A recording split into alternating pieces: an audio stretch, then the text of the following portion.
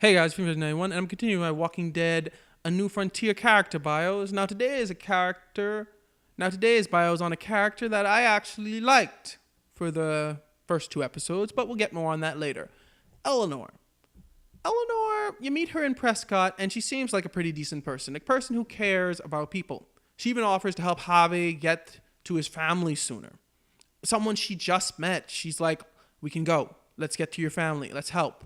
Albeit, she also has the possibility of flirting with him, as Clementine noticed. God, gross. But still, she's willing to help people, and she never really blames you for what happened to Prescott, which is amazing because she could have. But her and Trip both seem to be decent people who are willing just to help, and that was greatness. This continues when she is the one ministering to Kate in episode 2 after Kate gets shot. All this, showing her how caring she is, really, in the end, leads her to fall down a hill. Now, what do I mean by that? After the first two episodes, Eleanor practically just fell off the face of the earth.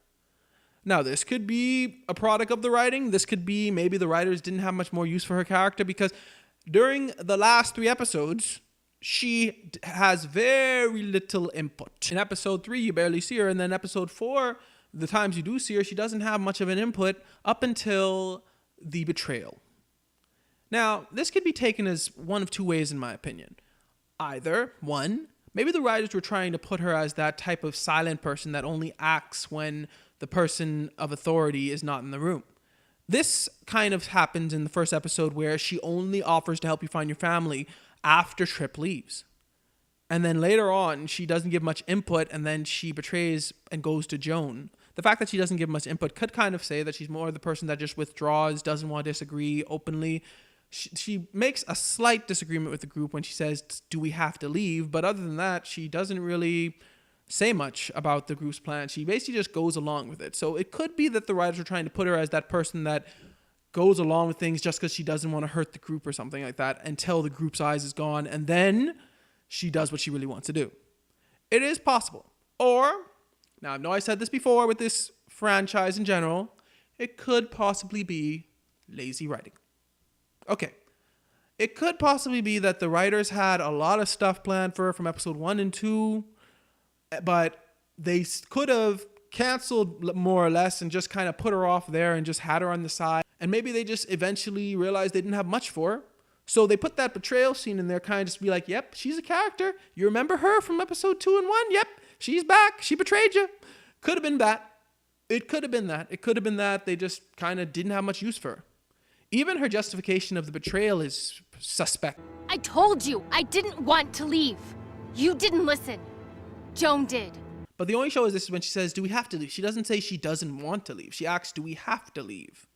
And not only that, her defense is completely without merit, since because you can say this. If anybody else wants out, now's the time to say so. And that completely gives her right, just go. You don't want to leave? Go. Fine. But she chose not to do that. She chose instead to go to Joan. So really, there was no justification in her. And what really surprised me was when she blamed AJ. She's like, you have the nerve to come back here. I'm like, what? You, of all people, are going to tell me that? It gets kind of so. The character went from loving and caring to like the betrayer. And then she once again goes back to loving and caring. She goes back to trying to help people. Which is why I say the whole thing with her character, you see, I feel as though Eleanor's character could have been much better. Maybe in episode 4 she comes back and she has a much bigger role. Maybe she actually argues with Javi and is like, we don't have to leave. Maybe you can listen to her. Maybe you can agree with her. Maybe you cannot agree with her. Maybe add those things into episode 4. Make her a little bit more involved.